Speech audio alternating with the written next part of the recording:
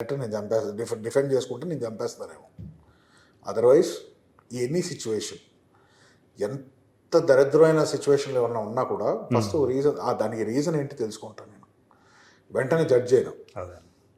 So ఇప్పుడు ఒకళ్ళు నన్ను అంతా కోపెట్టినా కూడా, వాళ్ళు ఇరిటేటింగ్ అనిపించినా కూడా ఒక రీజన్ ఉంటుంది దానికి.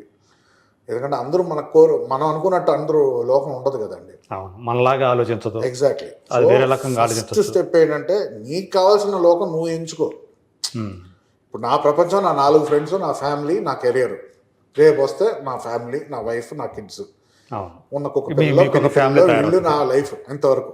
నేను హెల్ప్ చేసే కొంతమంది ఉంటారు, నాకు హెల్ప్ చేసే కొంతమంది ఉంటారు. ఓకే, సో ఇది నా లైఫ్. దీని మించి నేను ఆలోచించాను. ఇంకా ఎక్స్పాండ్ అవుతే నా వరల్డ్ కూడా ఎక్స్పాండ్ అవుతుంది. బట్ నా కోర్ వరల్డ్ ఇంతే. ఇది కరెక్ట్గా ఉంటే ఇవన్నీ కరెక్ట్గా ఉంటుంది.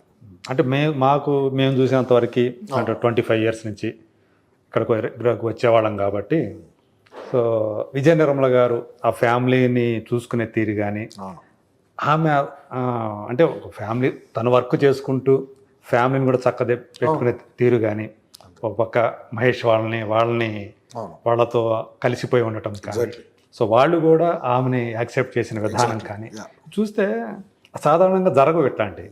సో అలాంటి ఒక అంటే నమ్మశక్యం కాని రీతిలో ఇక్కడ వాతావరణం కనిపిస్తూ ఉంటుంది మాకైతే. ఇంటర్నల్గా అంటే లోపల ఏమవుతుందో మాకు తెలియదు కదా. బట్ మా పైకి మేము చూసేది అయితే విజయ నిర్మల గారు చాలా బాగా చక్కగా తన ఫ్యామిలీని చక్కదిద్దుకుంటున్నారు అనేది కనిపిస్తుంటుంది. సో వాళ్ళు కూడా అలాగే ఉండేవాళ్ళ. ఇప్పుడు మహేష్ ఉన్నాడు, సో మా నరేష్ చూసుకుంటే తనకు ఒక మారుటి సోదరుడి కింద లెక్క, మీరు ఆయన కొడుకు. సో మీ పట్ల ఎలా ఉంటుంది వాళ్ళది? అంటే వాళ్ళు కూడా బాగానే మామూలుగా అంటే క్లోజ్నెస్ ఏమైనా ఉంటుందా? లేకపోతే కలిస్తే మటుకు బాగా మాట్లాడుకుంటా. ఫస్ట్ ఆఫ్ ఆల్ నేను నరేష్ గారు మహేష్ అని చాలాసార్లు కలుస్తారు. తను నాన్నగారినే మంత్లీ కలిసేది 2 సార్లు అవుతుంది. నా పనులు నేను, ఆయన బిజీ, నేను. బట్ నేను ఎక్కువ మహేష్ అన్న కానీ ఎక్కువ నేనుగా మహేష్ అన్నానే పిలుస్తారా? అన్నానే పిలుస్తాను. చిన్నప్పటి నుంచి అలవాటు అలాగా అన్న పిలవడం. ఇది ఆయన చిన్నపిల్లకి అప్పుడు ఈ వాజ్ వెరీ యంగ్ కదా. అప్పుడు కాలేజే కదా. అప్పుడు కూడా కాలేజ్లో ఉన్నప్పుడు ఒక అంకుల్ అని అలా పిలుస్తాను. ఆయన అసలు ఇప్పుడు కూడా ఈ లుక్స్ నాకన్నా ఇంకో 20 years యంగర్గా ఉంటాడు ఆయన చూడడానికి. సో నేను ఆయన అంకుల్ అని బాగా పిలిస్తే మటు బూత్ అయిపోద్ది. సో అలా అలవాటు అయిపోయిందండి అది చిన్నప్పటి నుంచి. సో మహేష్ అన్న అని పిలవడం. సో సో ఏం చెప్తున్నాను నేను, అంతే. మొత్తం ఈ ఫ్యామిలీలో నా లక్ ఏంటంటే బ్రాడ్ మైండెడ్ పీపుల్. ఒకటి అంటే సిచ్యువేషన్ ఇప్పుడు మనకి చిన్నప్పటి నుంచి ఒక నేర్పిస్తారు, ఈ తప్పు ఇది ఒప్పు, దాన్ని దాటి ఆలోచించడం అనేది ఒక గ్రేట్ మైండ్ కావాలి. అవును, ఇప్పుడు మీరు చెప్పారు కదా, చాలా బ్రాడ్ మైండెడ్, బ్రాడ్ హార్ట్ కావాలి. అది ఇప్పుడు చెప్పారు పలానా పెళ్ళిళ్ళు చేసుకుని ఇంతంతా మాట్లాడుతున్నారు. అది ఒక రకంగా అది ఒకరికి ఎలా తెలుస్తుంది, ఒకళ్ళు చెప్తే తెలుస్తుంది. చిన్నప్పుడు అరే రెండో పెళ్లి చేసుకుంటున్నాడు రా చూడు, అది రకంగా మాట్లాడుకుంటారు. చెప్పేసరి చిన్నప్పటి నుంచి ఏమనిపిస్తుంది అంటే అదొక తప్పు, అదొక ఇది, అదేదో కొంచెం దాన్ని సెక్షువలైజ్ చేసి అదొకలాగా దాన్ని ఒక నెగిటివిటీలో తీసుకెళ్ళిపోయి అది మన కండిషనింగ్ అలాంటిది. సో దాన్ని బట్టి వాళ్ళు ఆలోచించాలి చాలా మంది. ఇప్పుడు ఇదే కాదు, పవన్ కళ్యాణ్ గారి విషయంలో జరుగుతుంది కూడా. అది ఎవరి విషయమైనా అండి, ఎవరి సంతోషం వాళ్ళదండి. ఓకే, అదే చెప్తాను కదండి, ఎవరి వల్ల దుఃఖంగా ఉన్నాడు ఆయన, ఒకళ్ళు ఎందుకు ఉన్నారు, ఎందుకు ఒకళ్ళ వల్ల సంతోషం ఉన్నా అది వాళ్ళు డిసైడ్ చేస్తారు. ఇప్పుడు ఒకళ్ళు ఇది వీళ్ళు తప్పు అని అనేవారు, వాళ్ళు కరెక్ట్గా ఉన్నారా నాకు తెలీదు. పర్సనల్ లైఫ్ లోకి వెళ్ళిపోయి ప్రతి వాళ్ళు వాళ్ళ ప్రకారం వాళ్ళు కరెక్ట్ అండి. ఇప్పుడు నా ప్రకారం ఆయన కరెక్ట్ కాదు, ఎవరితో కమెంట్ వేస్తున్నాడు, నేను క్లోజ్ మైండెడ్ అంట ఆయన్ని. ఆయన ఒప్పుకుంటాడా? ఒప్పుకోడు. ఇది ఒప్పుకున్నప్పుడు ఏమవుద్ది, అగ్రీ టు డిసగ్రీ, అంతే. సో నేనెందుకు అతని భావాలని అవి నేను మార్చను. అతని అండర్స్టాండింగ్, అతని ప్రిన్సిపల్స్ అంతవరకు. అలాగే నా ప్రిన్సిపల్స్ నువ్వు మార్చడానికి ట్రై చేయొద్దు. నాకేం వర్కౌట్ అవుతుంది నీకేం తెలుసు, పలానా జరిగింది ఏంటి, హ్యాపీగా ఉన్నారా, ఓకే, అంతే. దాని నుంచి ఆలోచించకూడదు, దాని నుంచి ఆలోచించడం వేస్ట్ ఆఫ్ టైం. ఇంకా నేను దాని గురించి ఎక్కువ టైం ఆలోచించానంటే నాకే వేస్ట్ ఆఫ్ టైం. దానివల్ల ఏమి నేను ఉద్ధరించేది లేదు అక్కడ, దానివల్ల ఏమి ప్రపంచం మారిపోయేది లేదు. ఇంతమంది కమెంట్స్ చూస్తాను, అంతా ఏదో సొసైటీని ఉద్ధరించేలా మాట్లాడతారు. కొన్ని వందల సంవత్సరాలుగా సొసైటీ అలాగే ఉంది, ఏం పెద్దగా మారలేదు. ఎందుకంటే మనిషి బిహేవియర్ అంతే అండి. కాకపోతే ఈ సోషల్ మీడియా వచ్చిన తర్వాత కొంచెం వీళ్ళ వల్ల ఈ ఇప్పుడు ట్రోలింగ్స్ ఏంటంటే ఐడెంటిటీ ఎక్కువ కొంచెం అందరికి ఒక ఐడెంటిటీ కావాలి, అది కామనే అండ్ తప్పేం లేదు. ఎదుటి వాళ్ళ మీద రాళ్ళు వేసేయటం. ఎగ్జాక్ట్లీ. సో అదే నాకేం రాలేదు, కామెంట్లు వేసుకోండి హ్యాపీగా. ఎండ్ ఆఫ్ ద డే నువ్వు హ్యాపీగా ఉన్నావా లాస్ట్ చూసుకో. నిజంగా రేపు మనం అంతే డెత్ బెడ్లో ఉన్నప్పుడు నేను చేస్తుంది ఏదో ఒకటి పనికి వచ్చిందా, నీకే వాళ్ళకైనా పనికి వచ్చిందా, వాళ్ళు ఒక్కసారి అనుకోవాలి అంతే. నేను ఏదైనా ఒక గొప్ప పని చేశాను, చిన్న పని ఏమైనా చేశాను, సొసైటీకి మాట్లాడాను కదా, ఒక చిన్న హెల్ప్ చేశాను, అది నువ్వు కాన్షియస్గా నువ్వు హ్యాపీగా ఉంటే హ్యాపీ, ఏమైనా చేసుకో. మనకు ఉంది కదా right to anyone has it's secular state, you can talk, everyone has a right to speech. So Mahesh గురించి మీ అభిప్రాయం ఏంటి? అంటే తను తండ్రిలాగా కష్టపడి, అంటే అందరూ కూడా వారసులుగా ఇండస్ట్రీకి రావచ్చు. కొంతమంది అంటారు ఏది నెపోటిజము ఇవన్నీ మాట్లాడతారు. పొలిటీషియన్ కొడుకు పొలిటీషియన్ అవుతున్నప్పుడు, డాక్టర్ కొడుకు డాక్టర్ అవుతున్నప్పుడు, లాయర్ కొడుకు లాయర్ అవుతున్నప్పుడు సినిమా వాళ్ళ గురించి ఉద్దేశించి మాత్రం ఎందుకు ఈ నెపోటిజం అనేది ముందుకు తీసుకొస్తుంటారు అనేది ఒకటి. అది ఒకటి కామన్. నెపోటిజం అనేది అది నెగిటివ్గా చూడడం. ఎందుకంటే నా పరంగా ఇప్పుడు మాకు తెలిసిన ఫ్రెండ్స్ ఉన్నారు, జ్యువెలరీ షాప్ ఓనర్లు ఉన్నారు. మా ఫ్రెండ్స్ వాళ్ళ కొడుకు ఇంకా 10th దాటాక ఇంకా దాంట్లోనే పెడతారు. Exactly. Genetically you want your kids to be, అది కూడా వాళ్ళ డెసిషన్ బట్టి. వాళ్ళకి మిమ్మల్ని చూసి ఇన్స్పైర్ అవుతారు. వాళ్ళు వచ్చి ఏంటి అల్టిమేట్లీ ఒక యాక్టర్ ఏంటి, మంచి పేరు సంపాదించుకోవాలి, ఆడియన్స్ని ఎంటర్టైన్ చేయాలి. చేసినోడు ఉంటాడు, చేయలేనోడు ఎనివే వెళ్ళిపోతారు. టాలెంట్ ఏదైనా కూడా టాలెంట్. నాకు పర్సనల్ ప్రాబ్లం ఏంటంటే నెపోటిజంతో బులింగ్ చేయకూడదు. ఇప్పుడు ఒకళ్ళు రావాలి కాబట్టి ఇంకోళ్ళని తీసేయడం, అవి నేను సపోర్ట్ చేయను. అదే అంటే మొత్తం వీళ్ళే మొత్తం ఇండస్ట్రీని వెళ్ళాలా, వేరే వాళ్ళకి స్పేస్ ఇవ్వరా? ఎగ్జాక్ట్లీ. ఏమొస్తుందంటే అది ప్రాబబ్లీ పర్సెప్షన్ కింద వస్తుందండి. ఫ్యామిలీ నుంచి వచ్చేస్తున్నాడు కాబట్టి అది ఏంటంటే ఏమంటారు దీన్ని, ఒక సొసైటీలో ఒక స్ట్రాటాలో ఏమైపోద్ది అంటే ఇప్పుడు ఒకళ్ళు పలానా కొడుకు వస్తున్నాడంటే వీడి టాలెంట్ లేదు అందుకే నాన్ సపోర్ట్ తీసుకొస్తున్నాడు. అలాంటిది ప్రూవ్ చేసిన వాళ్ళే కదా జూనియర్ ఎన్టీఆర్ కానీ, బాలకృష్ణ గారు కానీ. ఆయన లెవెల్ అప్పుడు మేము పుట్టలేదు ఆ టైంలో. బట్ నేను చెప్పేది అట్లీస్ట్ మాకు తెలిసినంతవరకు పవన్ కళ్యాణ్ గారు కానీ, చిరంజీవి గారి తమ్ముడు కాబట్టి ఆయన వచ్చారని కాదు కదా.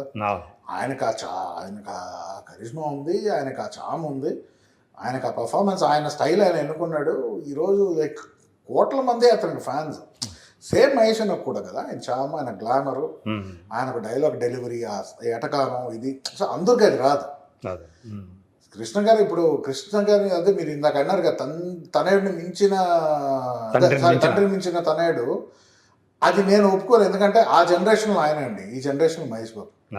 ఎప్పటికీ ఆ జనరేషన్ వాళ్ళు సాధించడం నంబర్ 1 అండి. సో ఇద్దరిని కంపేర్ చేయలేము. ఓకే. ఆయన కొడుకు కూడా ఆయన స్థాయికి వచ్చాడు. ఈరోజు సూపర్ స్టార్గా ఆయన స్థాయికి వచ్చాడు. మించిపోతారని నేను నమ్మను ఎప్పుడు. ఎందుకంటే ఇప్పుడు మా డాడీని నేను మించిపోయి యాక్టింగ్ చేసేవాడిని ఎవరన్నా అన్నా కూడా అది కరెక్ట్ కాదు. ఎందుకంటే ఎవరి స్ట్రెంగ్త్ వాళ్ళది. సో అలా చూస్తే ఆయన ఒక సూపర్ స్టార్ కొడుకు అంత ప్రెషర్లో వచ్చినా కూడా ఆయన హార్డ్ వర్క్ చేశాడు కాబట్టి ఈరోజు ఈ పొజిషన్లో ఉన్నారు. ఆయన ఈరోజు ఒక సూపర్ స్టార్గా నిలబడ్డాడు. తనకు ముందు రమేష్ వచ్చారు, ఎగ్జాక్ట్ తను నిలబడలేకపోయారు కదా. అంతే అండి, సేమ్ అండి, ఏ ఫ్యామిలీలో అంతే అండి. ఒకళ్ళు సక్సెస్ అవ్వడం అది లేదనేది టైం చెప్తుంది. అది మనం దేనికి మనం కరెక్ట్ అనేది టైం చెప్తుంది. మనకు ఆ కామన్ సెన్స్ ఉండాలి మనం డిసైడ్ చేసుకోవడానికి. కదా ఏంటంటే వీళ్ళు కొంతమంది ఏంటంటే దాన్ని ట్రోల్ చేయడం కోసం రుద్దుతున్నారు, బలవంతంగా రుద్దుతున్నారు. 10 మంది ఉన్నారు, నలుగురికి ఒపీనియన్ ఉంటుంది, ఇంకొక నలుగురు ఒపీనియన్, ఇంకో ఇద్దరు ఏం మాట్లాడరు. ఇప్పుడు ఏది రేట్ అనడానికి ఎవరికి లేదు. ఇప్పుడు నేను నెపోటిజం గురించి నేను ఒక 5 పేజ్ డైలాగ్ చెప్పచ్చు. ఇప్పుడు చెప్పినా దాన్ని ఎటకరంగా చూసేవాళ్ళు ఒకడు ఉంటాడు, దాన్ని అప్రిషియేట్ చేసేవాళ్ళు ఉంటారు. ప్రాబ్లీ తక్కువ మంది ఉంటారు. ఎందుకంటే ఐ థింక్ ఆఫ్టర్ కోవిడ్ చాలా మంది నెగిటివ్గా మారిపోయారు కాబట్టి. సో నాకు తెలిసి అయితే వాస్తవం అదే అండి. ఎవరు ఒక మెసేజ్ని అందరూ ఒప్పుకోరు. అలాగైతే ఒకటే పొలిటికల్ పార్టీ ఉంటుంది ఎప్పుడు, లేకపోతే ఒకటే హీరో ఉంటారు, ఒకటే బ్రాండ్ ఉంటుంది. ఎప్పుడు ఒక డిఫరెన్స్ ఆఫ్ ఒపీనియన్ మీదే నడుస్తుంది వరల్డ్. సో సింగులారిటీలో ఏదో ఉండదండి. సో ఒకళ్ళ ఒపీనియన్. సో అది ఇప్పుడు మనగా ప్రూవ్ చేసుకున్నాక యాక్సెప్టెన్స్ వచ్చాక అయిపోద్ది. ఇంకా దాని గురించి మాట ఉండదు. ఎప్పుడైతే నువ్వు డెలివరీ చేయవో అప్పుడే క్రిటిసిజం వస్తుంది. ఎందుకంటే ఇట్స్ అ బ్రూటల్ స్టేజ్ ఈ రోజు కూడా, because of social media, so much exposure. ఒక హీరోగా రావడం అనేది జోక్. ఎందుకంటే ఇప్పుడు షార్ట్ ఫిల్మ్స్ చాలా మంది చేస్తున్నారు. ఈడేంట్రా పెద్ద స్పెషల్గా చేసేది, ఈడే చేసాడు కదా అని ఒక జనరేషన్ వచ్చేసింది. వచ్చింది. అవును. ఎందుకంటే as a director or anyone కూడా ఇప్పుడు టెక్నిక్స్ చాలా మంది ఈవెన్ షార్ట్ ఫిల్మ్స్ కూడా చాలా క్రియేటివ్గా చేస్తున్నారు. ఇప్పుడు చాలామంది సినిమాలు చూసి ఇదే షార్ట్ ఫిల్మ్ లాగా ఉందని అనే టైం వచ్చేసింది. సో దీనికి ఏంటంటే మనం ఇంప్రూవ్ చేసుకుంటూ పోలేదు. అందరూ మనుషులే లాస్ట్కి. మన వృత్తిలో మనం ఎంత దూరం వెళ్తాం. ఇప్పుడు హీరో అవుతున్నాడు, జస్ట్ నేను హీరో అవ్వాలని ఉంది కాబట్టి అవుతున్నా అనడం, ఐ డోంట్ థింక్ అలాంటి వాళ్ళు సస్టైన్ అవ్వలేదు ఎవరు. నేను హీరో అవ్వాలని ఉంది కాదు, నేను యాక్ట్ చేయాలి, నేను ఎంటర్టైన్ చేయాలి, నేనేంటో చూపించాలి, నన్ను ఒక 10 మంది అప్రిషియేట్ చేయాలి అని ఒక ఫైర్లో వచ్చిన వాళ్ళు నాకు తెలిసి అయితే వాళ్ళు చాలా దూరం సస్టైన్ అయ్యారండి. అల్లు అర్జున్ కానీ ఎన్టీఆర్ కానీ వాళ్ళు చేసిన ఇంటెన్సిటీ, వాళ్ళిద్దరు నేను ఎగ్జాంపుల్గా చాలా మంది చెప్తాను తీసుకోమని. ఎందుకంటే మా టైంలో మేము రిలేట్ అయ్యే జనరేషన్ అది.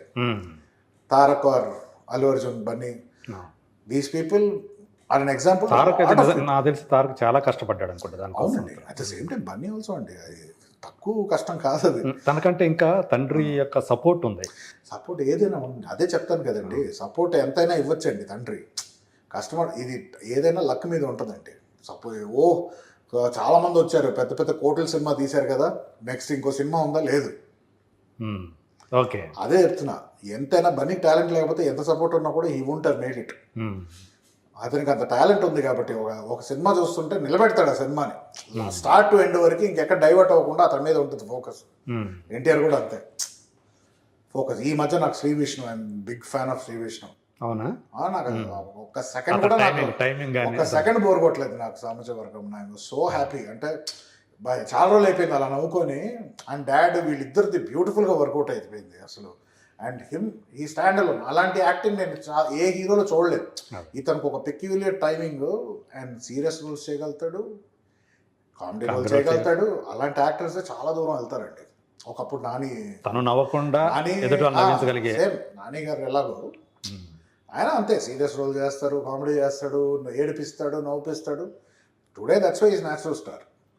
నెక్స్ట్ రేపు Sri Vishnu following the same foot steps.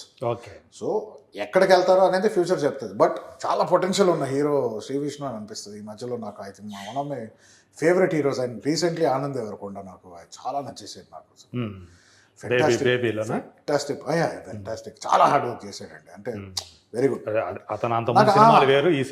చాలా ఇది ఒక ఎత్తు అండి. అంటే మీ సినిమాలు ఎక్కువ ఫుల్గా చూడలే, ఇది కూడా నేను పార్ట్స్ చూశాను నేను బేబీ. బట్ నాకు చాలా అంటే కనెక్ట్ అయిపోయాను.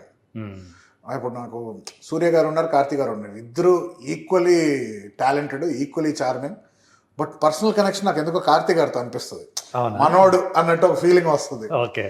సూర్య అంటే ఆ హీరో సూర్య, కార్తీ అంటే హీస్ మై ఫ్రెండ్, నా బ్రదర్ లాగా, నా ఫ్రెండ్ లాగా అని ఒక క్యారెక్టర్. సో ఆ కనెక్టివిటీ నాకు ఇద్దరిలో వచ్చింది. నాకు శ్రీను విష్ణు, ఆనంద్, నాకు మనోడు, పాపం మనోడు, అదొక సింపథెటిక్ ఫీల్, అదొక మంచి బాండ్ లాగా వచ్చింది. Very good. Looking forward next వాళ్ళు ఇద్దరు ఏం చేస్తారు సినిమా. యాక్చువల్లీ మీరు సామాజిక వర్గం ప్రస్తావించారు కూడా చెప్తున్నా. నరేష్ గారు చెప్పాలని, నరేష్ గారు ఆయన్ని పొగిడి